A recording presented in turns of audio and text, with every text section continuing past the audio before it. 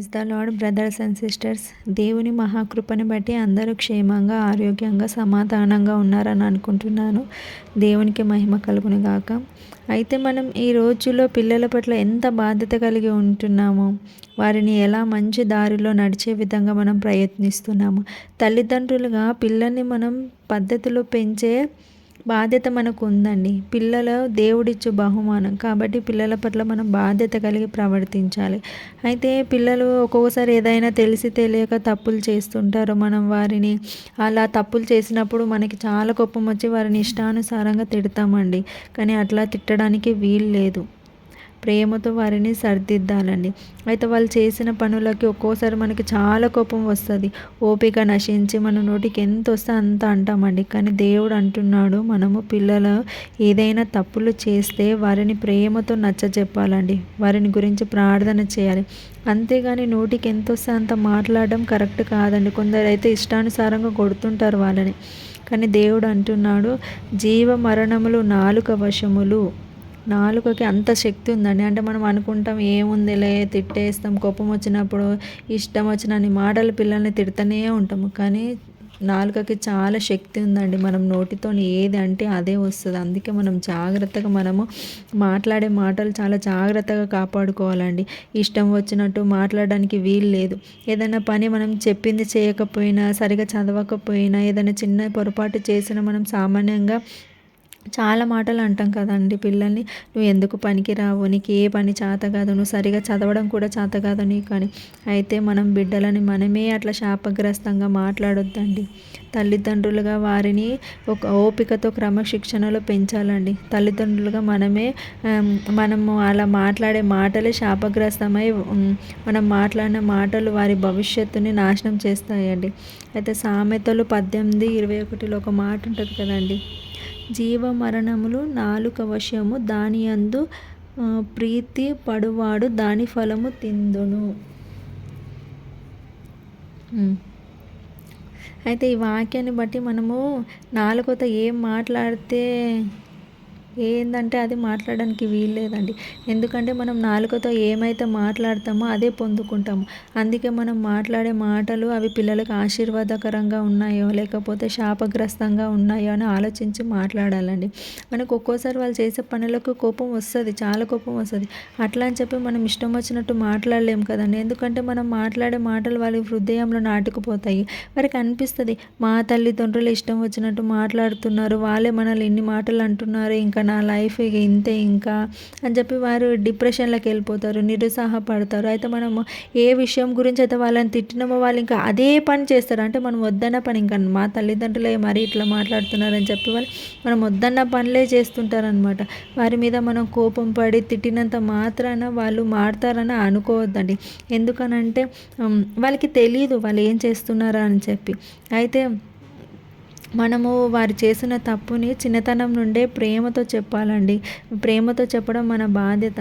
మనం పిల్లలకి సమయం దొరికినప్పుడల్లా కొన్ని దేవుని మాటలు చెప్తుండాలి. ఒకవేళ మనం ఇలా చెడ్డ పనులు చేస్తే సాతాను మనల్ని ఇంకా నాశనం చేస్తాడని, సాతాను పిల్లలైతేనే ఇట్లా చెడ్డ పనులు చేస్తారని వారికి చెప్పాలి. దేవుని బిడ్డలుగా మనం దేవునికి ఇష్టమైన పనులు చేయాలి. ఇట్లా చెడ్డ పనులు చేయడం ద్వారా మనం దేవునికి దూరం అవుతామని చెప్పాలి. అయితే వాళ్ళకి చెప్పాలి, ఇలాంటి పనులు చేయడం వల్ల మనని సాతానుగాడు ఎంతో మనకి ప్రోత్సహిస్తాడు. కానీ మనం ఇలాంటి పనులు చేయొద్దు, చెడ్డ పనులు, ఎందుకంటే చెడ్డ పనులు చేయడం ద్వారా మనం నరకానికి వెళ్తామని చెప్పి వాళ్ళకి చెప్పాలి. అయితే మనం మన పిల్లల్ని ఎప్పుడు దీవెనకరంగా మాట్లాడితేనే వారికి దీవెన అండి. ఒకవేళ మనం శాపగ్రస్తంగా మాట్లాడడం అనుకో, అది నిజంగా వారి జీవితాలకి శాపంగానే మారుతుందండి తెలుసా. మనం దీవెనగా మాట్లాడితే దీవెనలు వస్తాయి, వాళ్ళకి శాపంగా మాట్లాడితే శాపంగానే వస్తాయి. నువ్వు నాశనం అయిపోతావు అది అంటే వాళ్ళకి నిజంగా అలానే జరుగుతుంది. కానీ తల్లిదండ్రులుగా మనం అలా మాట్లాడుతూ చాలా బాధ్యత కలిగి భయభక్తులు కలిగి మన పిల్లల్ని పెంచుకోవాలండి. ఇష్టం వచ్చినట్టు మనం మాట్లాడడానికి అసలు వీలు లేదు. అయితే అదే సామెతలు 22:6 కూడా ఒక మంచి వచనం ఉంటుందండి.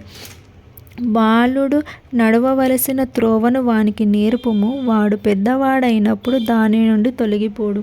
అయితే ఇంకా మనము మన పిల్లల్ని తల్లిదండ్రులుగా పిల్లల్ని మనము చిన్నతనం నుండి వారికి బుద్ధి చెప్పాలండి. కానీ కొందరు ఉంటారు తల్లిదండ్రులు, తల్లి కానీ తండ్రి కానీ, అసలు చిన్నప్పుడు వాళ్ళు చేసిన పనులను తెగ మెచ్చుకుంటారు. ఒకవేళ వాళ్ళు తప్పులు చేసినప్పుడు ఏమన్నారు, కానీ వాడు తిరిగి పెద్దయ్యాక అది ఎంత అనర్థానికి దారి తీస్తాయి అంటే అప్పుడు వాళ్ళు ఏడుస్తుంటారు, అయ్యో నా కొడుకు ఇలా అయిపోయాడేంది, ఇంత చెడ్డ దారిలో ఉన్నాడేంది అని చెప్పి అప్పుడు పడతారు. కానీ పెరిగి పెద్ద అయిన తర్వాత వాళ్ళు చేసే పనులకు అప్పుడు బాధపడితే ఏం ప్రయోజనం అండి. మనం చిన్నతనం నుండి వారిని ఒక మంచి పద్ధతిలో క్రమశిక్షణలో నేర్పాలి. అయితే నేను మీకు ఒక ఉపమానం చెప్తాను ఇప్పుడు దీని గురించి.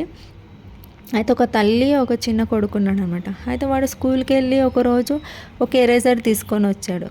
వాడిది ఉండగానే వాడి ఫ్రెండ్ ఎరేజర్ తీసుకొని వచ్చాడనమాట. వాళ్ళ తల్లికి ఇస్తాడు. వాళ్ళ తల్లి అంటారు వెరీ గుడ్ అని చెప్పి హ్యాపీగా ఫీల్ అయ్యి ఇంకో ఎరేజర్ ఉండగానే ఇంకో ఎరేజర్ తీసుకొచ్చావా నాన్న అని చెప్పి ఆ ఎరేజర్ తీసుకొని దాచిపెడుతుంది. వాడు నెక్స్ట్ రోజు మళ్ళీ స్కూల్కి వెళ్తాడు. వాడి పెన్సిల్ ఉండగానే ఇంకో పెన్సిల్ తీసుకొని వస్తాడు వాడు.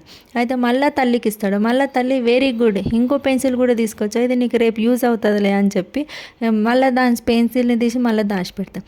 వాడు మళ్ళీ స్కూల్కి వెళ్ళినప్పుడు మళ్ళీ వాడి ఫ్రెండ్ బెల్ట్ తీసుకొని వస్తాడు అనమాట. అయితే మళ్ళీ తిరిగి ఇంటికి వచ్చి వాళ్ళ మమ్మీకి ఇస్తాడు. వాళ్ళ మమ్మీ మళ్ళీ అంటుంది వెరీ గుడ్ నాన్న, నీ బెల్ట్ ఉండగానే ఇంకో బెల్ట్ తీసుకొచ్చావు, ఇది నీకు నెక్స్ట్ ఇయర్కి పని చేస్తుందిలే, నెక్స్ట్ ఇయర్ కొనక్కర్లేదని చెప్తుంది అనమాట.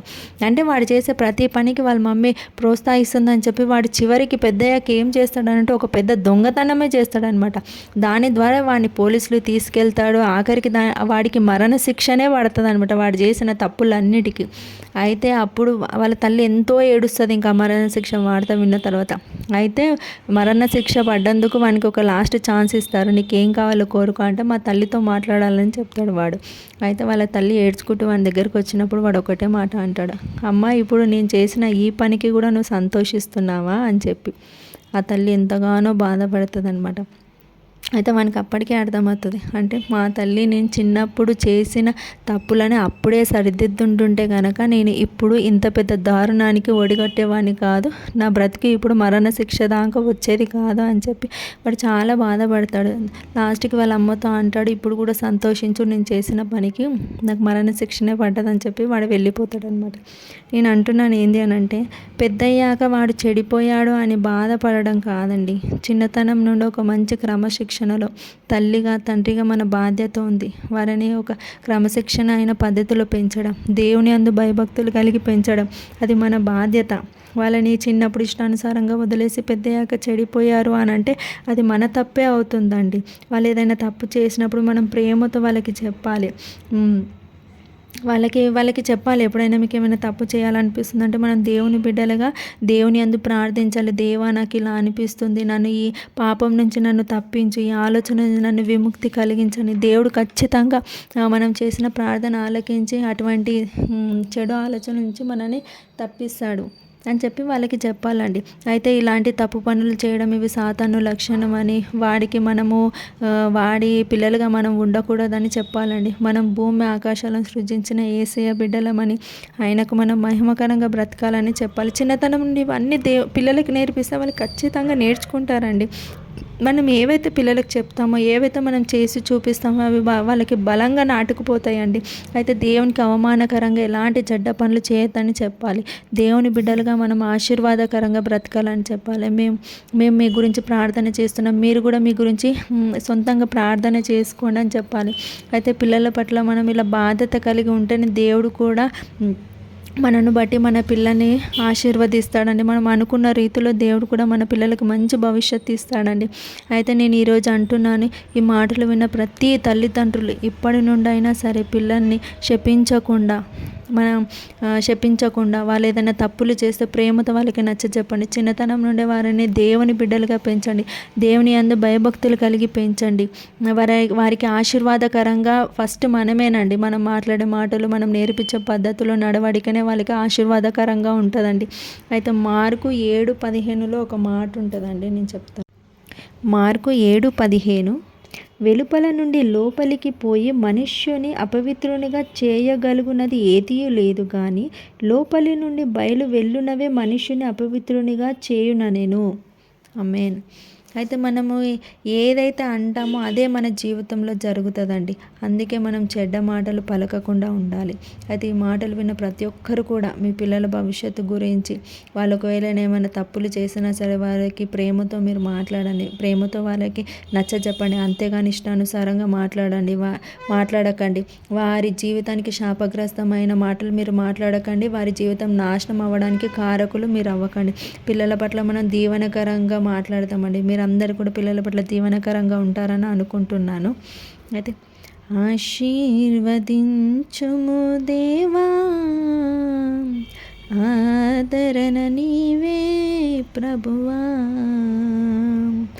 ఆశీర్వదించుము దేవా,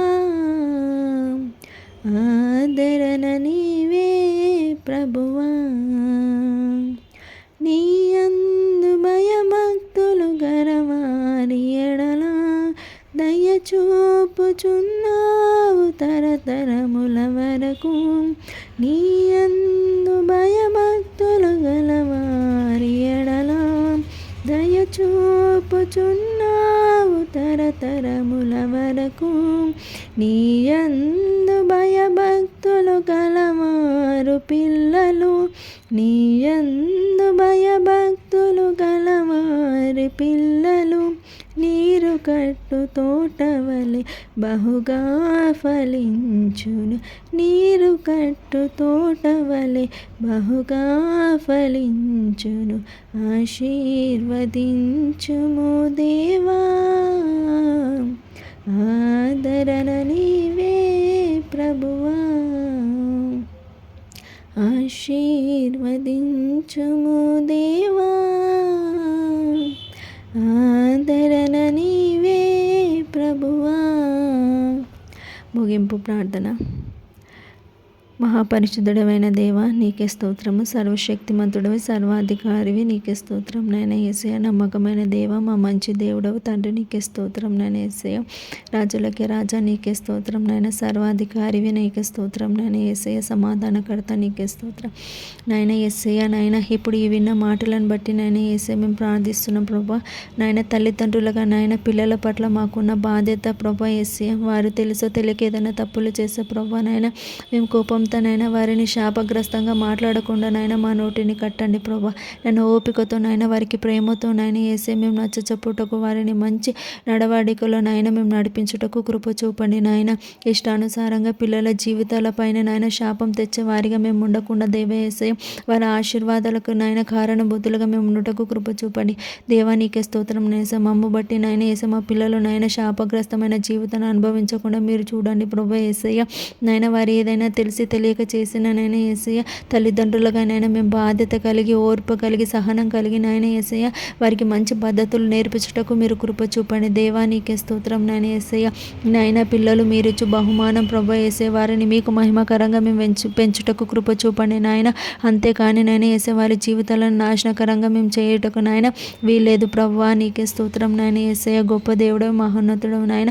పిల్లల మీద నాయన మీ కనికరం, మీ కృప చూపుతున్నందుకు మీకు స్తోత్రం నాయన యేసయ్య. చంటి బిడ్డ మొదలుకొని నాయన యవ్వన కాలం వరకు నాయన మీరు తోడై ఉంటున్నందుకు మీకు స్తోత్రం నాయన యేసయ్య. నాయన ప్రతి బిడ్డని నాయన నడవవలసిన త్రోవలో నాయన మీరు నడిపించండి. వారికి కావాల్సిన నాయన ఆహారాన్ని మీరు ఇవ్వండి దేవా. నాయన వాళ్ళు ఎక్కడ కూడా లోకంలో పడిపోకుండా నాయన అపవిత్రమైన పనులు చేయకుండా నాయన మీకు అసహ్యకరంగా ఉండే పనులు చేయకుండా నాయన వాళ్ళకి తోడై ఉండండి నాయన. మీకు మహిమకరంగా వాళ్ళు జీవించటకు కృప చూపండి. మీకు మహిమకరంగా వారిని పెంచే విధంగా మమ్మల్ని సిద్ధపరచండి దేవా. నీకే స్తోత్రం. తల్లిదండ్రులుగా నాయన మా బాధ్యతను పిల్లల పట్ల మేము నిర్వర్తించుటకు మీరు కృప చూపండి దేవా. నీకే స్తోత్రం. ప్రతి ఒక్క చిన్న బిడ్డ నుంచి యవ్వన కాలం వరకు ఉన్న ప్రతి ఒక్క బిడ్డల నాయన మీ చేతులకు అప్పగిస్తున్నాను. ప్రతి ఒక్క బిడ్డల పక్షాన మీరుండి నాయన వారికి కంచె కాపుదల వేసి రక్షించండి. వాళ్ళకి మంచి భవిష్యత్తు దయచేయమని సమస్తాన్ని మీ చేతులకు అప్పగిస్తూ యేసయ్య పరిశుద్ధ నామంలో అడిగి వేడుకొని పొంది ఉన్నాం తండ్రి. ఆమేన్.